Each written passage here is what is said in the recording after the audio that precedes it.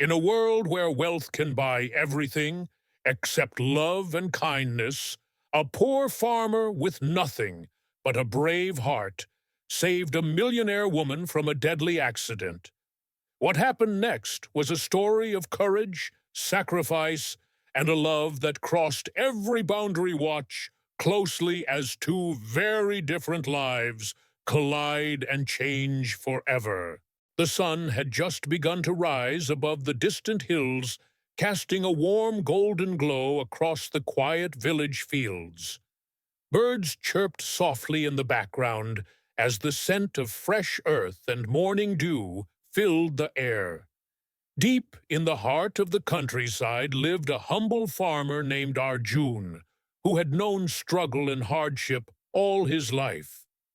His father passed away when Arjun was only 10, and since then he had been the only pillar of strength for his frail mother and younger sister every morning without fail.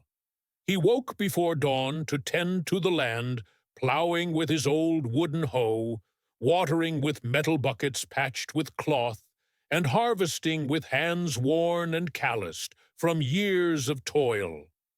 Arjun had little, but his heart was rich with kindness and compassion.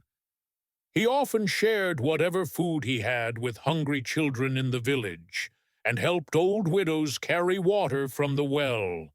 Even when his own stomach growled in protest, he believed in karma and the simple truth that doing good brought light into dark corners of the world, miles away in the city of lights and glass towers. A woman named Mayhair lived a life of unimaginable luxury. She was the daughter of one of the wealthiest businessmen in the country, and every wish of hers came true before she even whispered it me. Her was admired, envied, even worshipped for her beauty, elegance, and charm. But in her heart, she carried a deep emptiness, a loneliness that no diamond or designer gown could fill. Her days passed in boardrooms and banquets, her nights in the silence of a grand mansion that echoed with absence. One morning, she decided to escape the noise of the city. She took her SUV and started driving with no destination in mind, longing for freedom, for air that smelled of grass, not perfume, for roads that led somewhere unknown, somewhere real. She drove past highways and factories, past fields and flocks, until the road became narrow and winding, until mobile signals disappeared, and the world around her began to change in one sharp turn. The SUV skidded on loose gravel. Mare tried to brake, but the vehicle spun out of control and rolled down the slope, crashing into a tree at the edge of a field. The world spun, the engine hissed, and smoke curled into the air, trapped inside, with blood trickling down her forehead. She cried for help, though no one was supposed to be around. But someone was. Arjun had been working in his field just over the hill when he heard the screeching tires and crashing metal. He dropped everything and ran faster than he had ever run before. When he reached the wreckage, he saw the broken windshield, the twisted door, and the frightened face of a woman trapped inside without hesitation. He smashed the window with a rock, unlatched the door, and pulled her out just before the engine caught fire. Her lost consciousness in his arms, her head resting against his shoulder. Her breath weak and uneven, Arjun carried her all the way to his hut, wrapped her in a warm blanket, and stayed by her side through the night, giving her water, wiping her wound, and praying softly for her to wake up. When Meher opened her eyes the next morning, the first thing she saw was a tiny cracked ceiling and the gentle face of a man who looked nothing like the polished strangers she met in city life. He was rough and strong, but his eyes were full of peace and honesty. She tried to speak, but he stopped her gently with a smile. telling her she was safe and that she had nothing to fear. She stayed in the village for days until she recovered. During that time, she saw how Arjun lived in poverty, yet gave freely, how he laughed with the children, played his flute at night, and worked hard every hour under the sun. She saw a life that was simple and raw and painfully beautiful, and slowly something began to change in her heart. The days passed with a stillness that Maher had never known before in the village. There were no clocks, no deadlines, no elevators or conference rooms, only the sun rising slowly, the wind brushing against the trees, the soft footsteps of children playing, and the voice of life speaking in the silence. Arjun walked with her every morning as she regained her strength, showing her the rice paddies, the buffaloes, the streams that glistened under the early light. He spoke little, but when he did, his words carried weight. They were like seeds falling into the soil of her heart, quietly growing something new inside her. Her started helping him.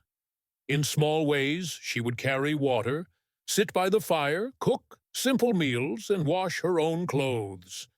She had never done these things in her life, but they brought her a strange joy, a freedom she could never explain to anyone.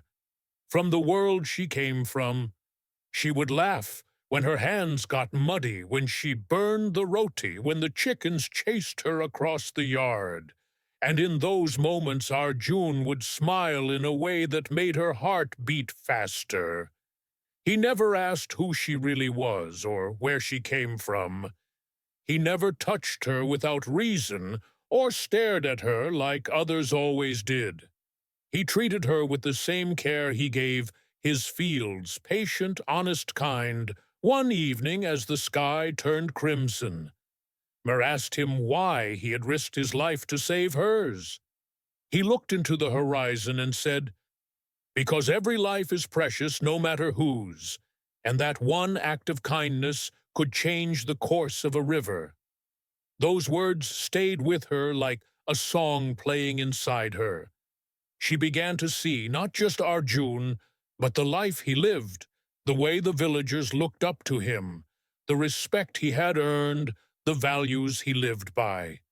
She saw how he woke early, not because he had to, but because he wanted to honor his land, how he prayed not for wealth, but for peace, how he smiled at every child like they were his own, and how he spoke to the sky like it was listening as she watched him from the doorway every evening playing his old flute under the banyan tree. She felt something she had never felt in all her years, a calm longing, a soft ache that made her realize she was falling deeply, truly in love. But she was afraid, afraid of what he would say if he knew who she really was, afraid of returning to a world that had never given her what this village had afraid, that this moment of happiness was borrowed and not meant to last one night under the stars. She finally told him everything. She told him her full name, her family, her wealth, her life in the city. She told him that the SUV was hers, and she had been running away not from danger, but from emptiness. And most of all, she told him how she felt about him. Her words stumbled and broke her eyes filled with tears, but Arjun listened in silence until she was done. Then he walked away. Meher sat alone under the tree, thinking she had lost him, her heart sinking into the soil like a forgotten seed. But the next morning, he came to her with 2 cups of tea and a smile that held no judgment, only understanding. And he said, "I knew you were not from here, but what you are inside matters more than where you come from." She cried. Then, not out of sadness, but relief. And in that moment she knew she had found something worth more than diamonds, more than cities, more than all the riches she had ever known. She had found a heart that saw her not as a name or title, but as a person. They spent many more weeks together, and slowly the villagers began to whisper that the rich girl and the poor farmer were falling in love. Miher did not care, and neither did Arjun.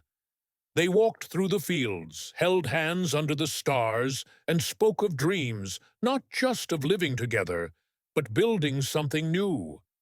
But the world beyond the village was not silent for long. Soon her father discovered where she was, and sent helicopters, police convoys, and media to retrieve her. The quiet village became a storm of cameras and questions. Men in black suits stepped into Arjun's home and demanded she come back. But Meher refused. She stood beside Arjun and told her father that she was no longer a prisoner of wealth, and that she had chosen love over luxury. The world watched in shock, but she did not care. The only eyes that mattered were the ones that looked at her with truth.